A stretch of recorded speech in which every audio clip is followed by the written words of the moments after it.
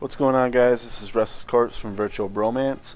This is day 9 of the 365 Games Challenge with DLC Quest. DLC Quest is a fun little kind of short game that you can tell was developed for the Xbox Live Indie Games thing. Just in the options, when you go to like the controls, it shows an Xbox 360 controller. But anyway, I bought it on Steam because it was pretty cheap.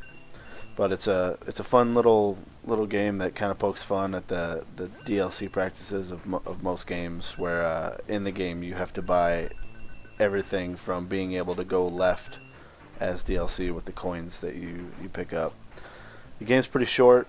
I think I finished it in like 20 minutes, but there is a DLC for it, which is called Live Freemium Die Hard.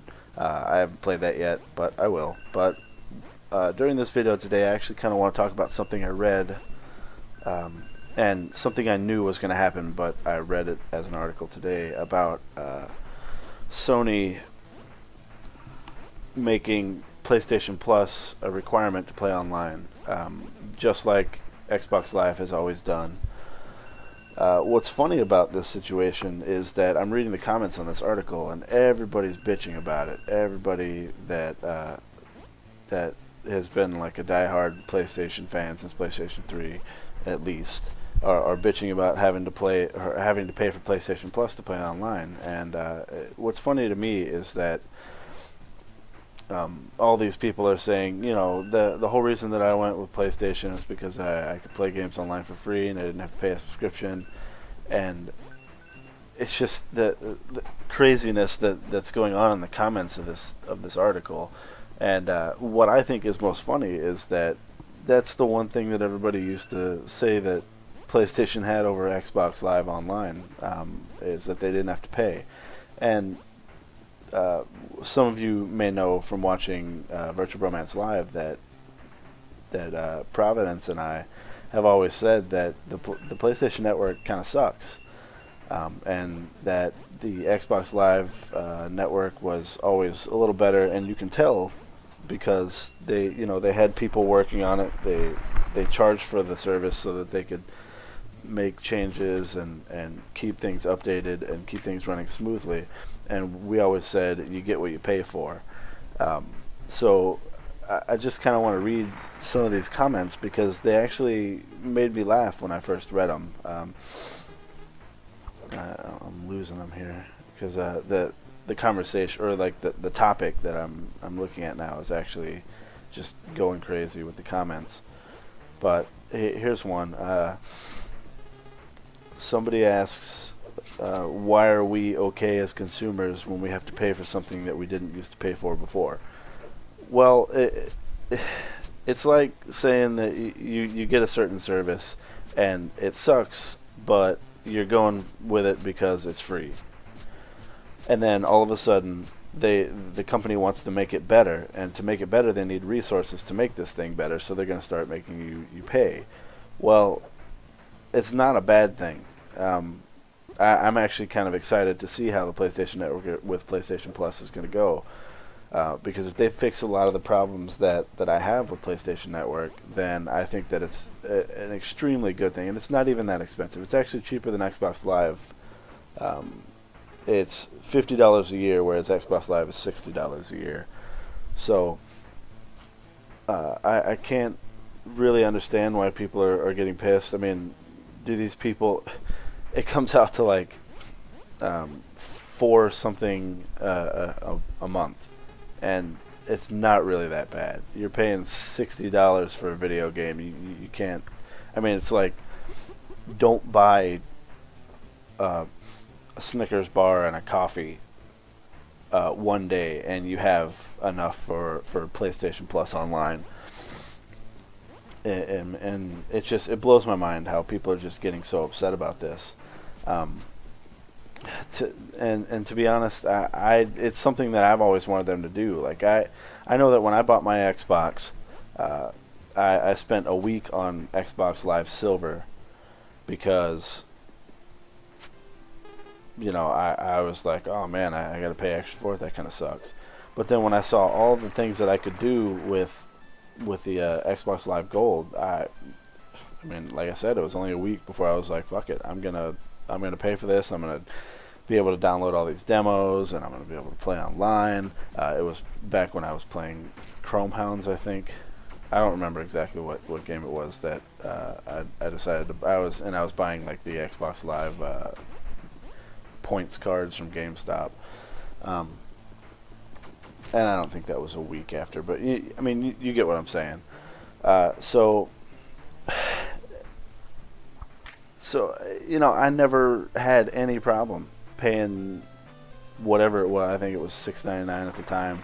They might have lowered it since then. I'm not really sure. I don't know exactly how much it is now because I have it on auto pay.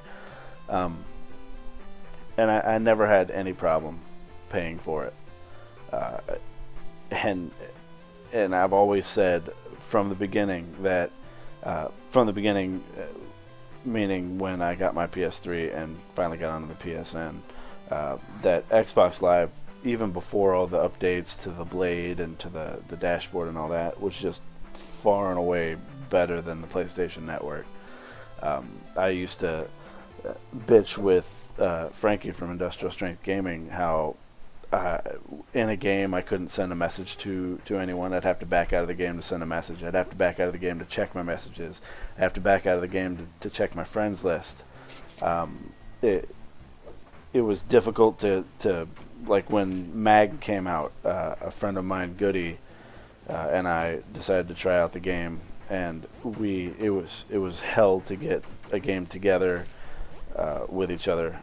It was ridiculous. We actually had to use Xbox Live for voice chat while we were playing our PS3 because the PlayStation voice chat was just so horrible. It was so poorly implemented. So we would fire up both consoles and then just switch the inputs on our TV to PlayStation so we could play, but have our Xbox controllers near us so that we could use the headset.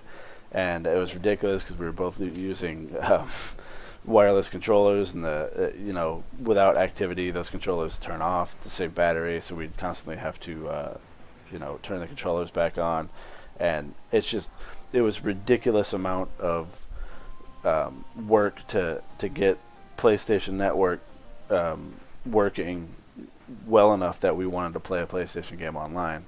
And that's ultimately why we kind of stopped playing Mag, because it was crap. I mean, the game was okay, but we always went back to Xbox games. And from the beginning, that's always why if a game came out for both consoles and I wanted it, despite the fact that it might have run better on the PlayStation, or it might have been one disc, whereas the Xbox might have had 3 discs for it, we always got it on Xbox because it just had such a better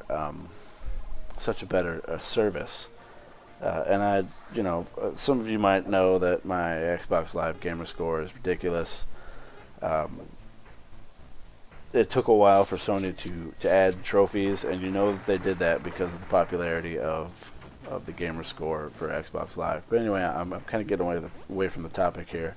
I'm still looking at some of these comments, and people are just they're bitching about having to finally pay for something that the only reason I got a PlayStation was because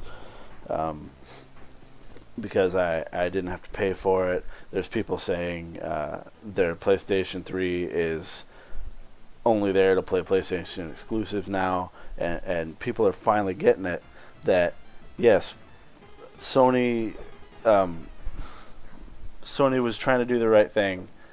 And they're realizing now that in order to make their online service any good, they're going to have to charge people. And that's just the way it is. I see $50 is not bad for those complaining. If you can't afford $50 a year, then you shouldn't even be playing games.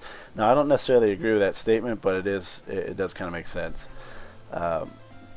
There was, let's see, there was another, I can't find it now because, like I said, the comments are just going crazy. So if I buy a game for $60 to access the parts, I have to pay an additional $50. Now, I see what he's trying to say there, but that's not exactly true because for that $50, you get to play every game. So it's not like you're paying, $110 to play a game online. Bottom line, PlayStation, I think you're doing a good job. I think that the PlayStation Plus network for PS4 actually has potential to be good, and I'm glad you're doing this. Don't listen to everybody that's bitching about it. Yeah, so that's my opinion on it. And this is Restless Corpse. This is 365 games, day 9 with DLC, and I'll see you guys tomorrow.